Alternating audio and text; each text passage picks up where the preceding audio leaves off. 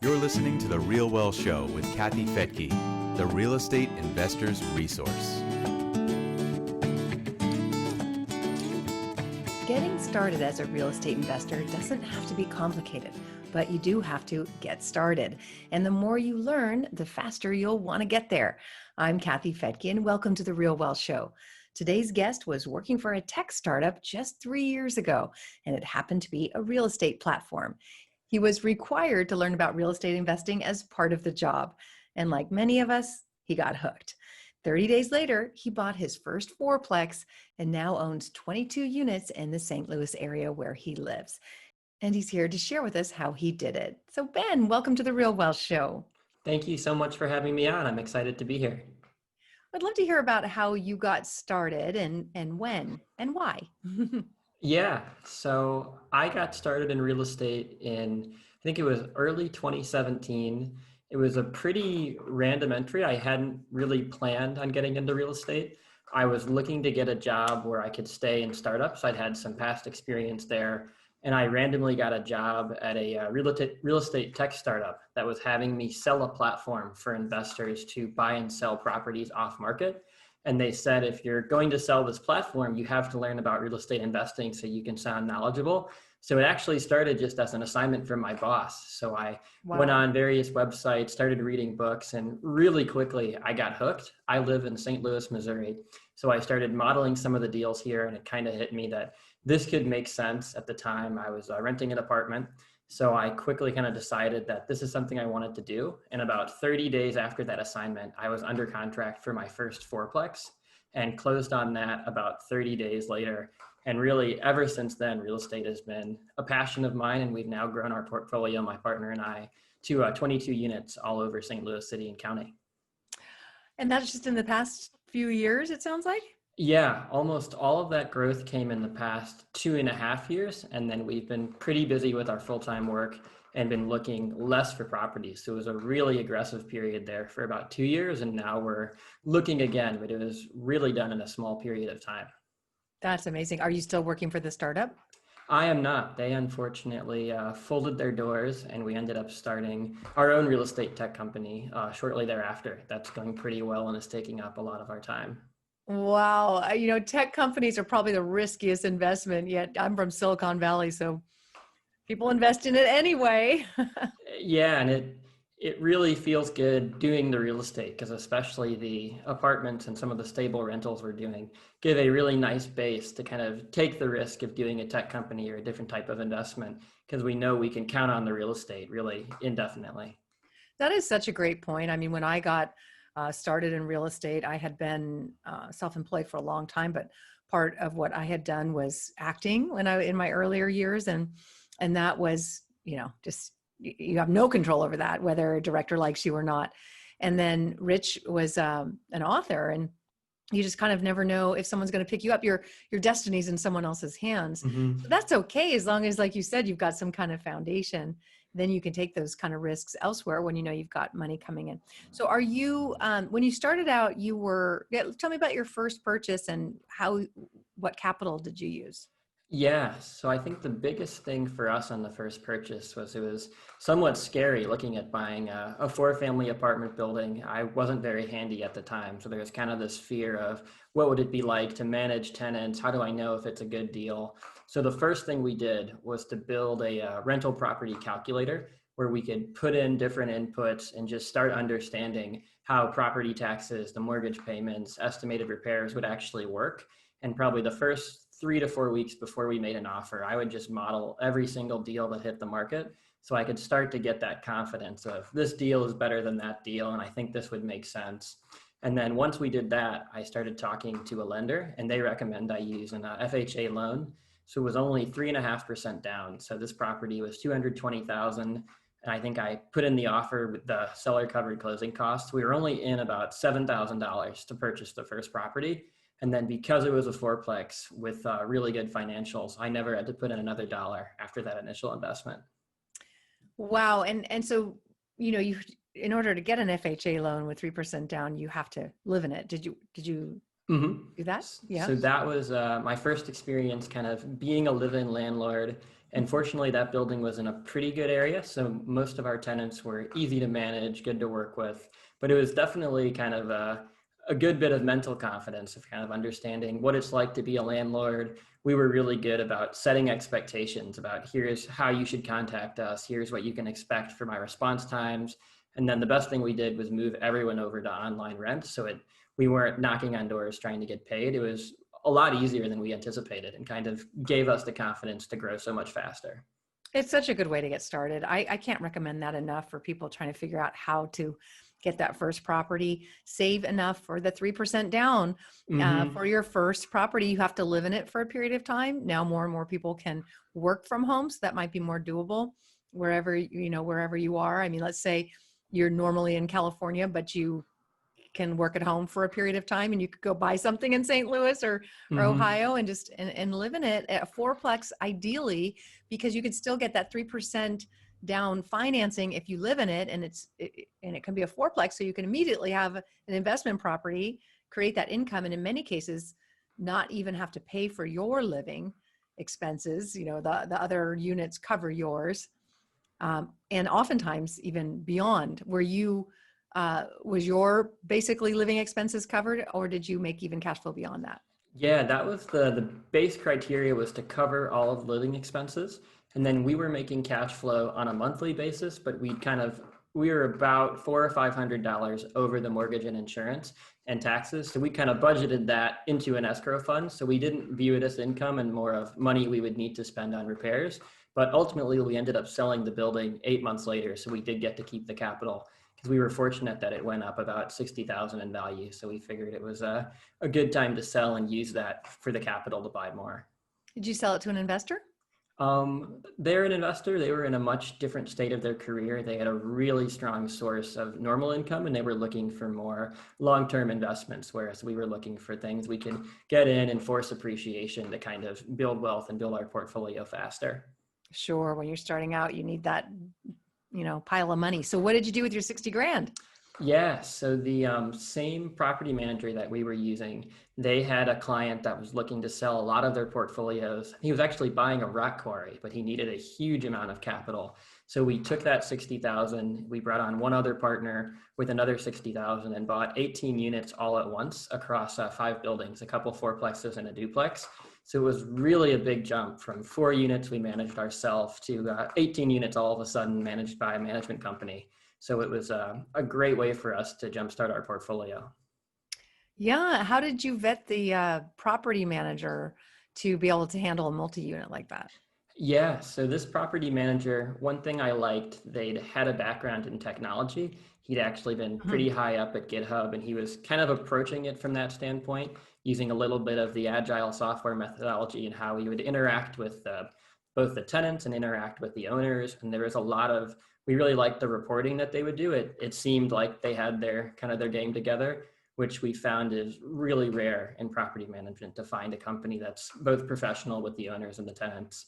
But at the end of the day, we still had to take a risk and move forward and hope for the best, no matter how much vetting you can do at your manager. And did that property end up cash flowing for you? Yeah, so that deal has worked out really well for us. We had a lot of expenses initially, and in retrospect, I wish we'd done more renovations. We're actually now, 3 of those fourplexes are all together on the same block, and we're going back through and doing a major renovation to the whole building. But just the nature, we bought them at a really good price. They almost doubled in value, to the point where we were able to do a cash out refinance. We actually closed it last week, and we're now using that capital to really renovate and improve the buildings. So all things considered, we were really happy we sold the first fourplex to go in on that package. That's pretty cool that you could that you could just sell. It wasn't an apartment. You were able to sell part of it off, and then you could fund the rest of the renovations. That's great. Good for you. Let's talk about St. Louis, because I would say 8 years ago, we worked with a team in St. Louis that would help our investors find multifamily, and they would, basically, quote unquote, turnkey. They would acquire the properties, renovate them, and oversee the management. But they had a really rough time because they were able to find some unreal deals. Like, I know they were so cheap back then, but street by street, St. Louis is it changes. Yes. So how would an out-of-towner know which areas to stay out of and which areas are good for investment? That's a great question because you really hit the nail on the head. St. Louis, especially in some of the areas where you can find good deals, is very block by block. So I think the first thing I'd recommend is really building a strong real estate team. Look for agents that you can get recommended that are really familiar with investors. And then I found contractors can be really helpful as well, especially the ones that are really trustworthy because they're working on a lot of these properties. They're not often as incentivized to make you buy or sell. And usually they'll give you a straight answer, where are you doing the most work? Where are you seeing properties getting vandalized? We found that's been helpful. And then if you can, I would really recommend driving. There's no substitute for walking the neighborhood, seeing what it's like at night, and kind of building that confidence in the area yourself. If you can do it personally, it definitely helps. And since you're a technology guy, is there a way to do that online if you're not living there and you can't walk the streets? You can. I would actually recommend some of the online social networks like Reddit, where you can ask people and say, hey, I'm thinking of moving to the neighborhood. Is it safe for me to live here? And you can kind of get people's take who do live in the neighborhood and will give you kind of, I would live here, I wouldn't, here's the amenities around there. Our big philosophy around being a landlord is thinking like a tenant in terms of what would you want to do if you lived there? What's more appealing to actually, move in? Are you looking for dishwashers and things like that? So if you can put yourself in the shoes of, I wanted to move there, and how would you feel about living in that neighborhood? It's a good way to understand if it's going to be safe and if you're going to find the right quality of tenants you're looking for. Very good. So do you think you'll continue just investing in your hometown, or you might expand out? That's a good question. I'm really passionate about St. Louis as a city and helping to improve it. So we have big goals of the property we want to buy and renovate and maintain in St. Louis from the standpoint of what you can do in an area that's really in need of renovation and restoration, if you can think on a longer time frame. But I don't want to rule out at some point, investing out of state and looking at other areas. Mm-hmm. Yeah. Well, you're one of the lucky people that lives in an area that's great for investment. Mm-hmm. So for many of us, that's just not the case. If you live in near San Francisco or something, it's really hard to find good deals that are affordable. So how would you say, where do you see yourself in, say, 10 years? In 10 years, my goal is to be doing real estate investing full time. And I really want to get in to kind of vertically integrate the process. And the dream is to be able to purchase the property, manage it in-house, be big enough to have licensed electricians, HVAC, plumbing, and really taking on everything from acquisition to management, and then potentially selling it down the line. But being able to bring that all in-house is really exciting because it's so fragmented and the incentives are often misaligned, where your property manager does better if they rent the unit out and do lots of repairs, whereas the owner does better renovating up front and finding really quality tenants that want to live there for the long term. Absolutely. All right. Well, what advice would you give to somebody just starting out today? I mean, you started a few years ago that some would say was the top of the market. Others would say now is the top of the market. I mean, what advice would you give to somebody just starting? Yeah, I think the first bit of advice is to really do your homework and be prepared. Start reading investment books. I really recommend you start modeling properties just so you can get comfortable to how these deals actually look and feel, what you can expect cash flow wise. And then once you've hit that level of preparedness, you've got to jump in. You can't have the analysis paralysis where you model every deal and think about the million ways it could go wrong. Once you kind of reach that conviction that this looks like a good deal, I would approach the first deal with the goal of let's not lose money. Let's learn about investing in real estate. And if you can do that, you'll come away with a really, really good skill to start making a ton of money in the future. And just approach it with that mindset of, if you're going to do an FHA loan, learn about real estate. And if you don't lose money, that's a win. So along with that is talk to a lender. A lot of people don't realize they can qualify. They can qualify with an FHA loan. And with today's interest rates, again, people might be surprised. So my daughter, right out of college, she had got a job and was 2 years out of college, but not really making a lot of money, kind of making a college salary basically. And she found out she could qualify and was able to buy her first home. So definitely talk to a lender. Those FHA loans are a great way to go. That's a great reminder. I was blown away when we applied for ours that the lender actually gave us the 3 units of the four-plex that I wouldn't live in. They counted that towards my personal income, which let me qualify for a bigger house because I wasn't making much money either. And if you find the right occupied property, you barely need to make, maybe 30, 40,000 plus the rent from the property counting as your income, and you can qualify for a surprisingly large property and have the numbers make sense.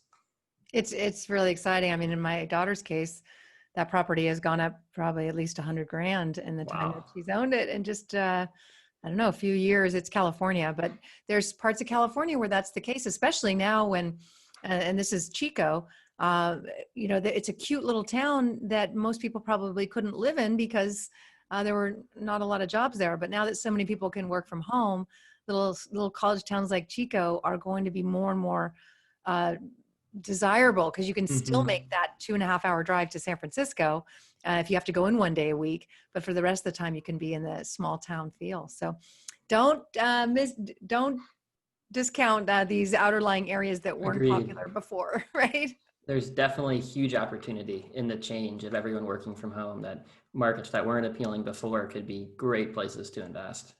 Yeah. Well, wonderful. I'm so happy you could come on and share your experience and help people kind of get over that fear of doing their first deal.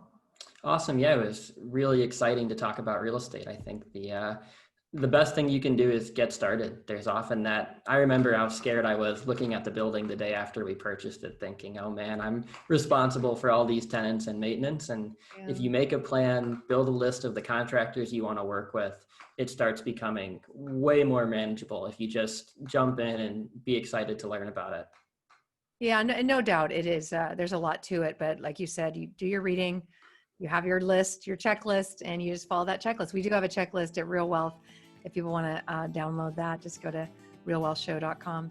All right. Once again, thank you so much for joining me here on the Real Wealth Show. Awesome. Thank you. And thank you for joining me here on the Real Wealth Show. You can listen to this and any past podcast at realwealthshow.com. And while you're there, you'll get access to a bunch of data on different metros that we think have the best chance for cash flow and appreciation over the coming years. Again, that's realwealthshow.com.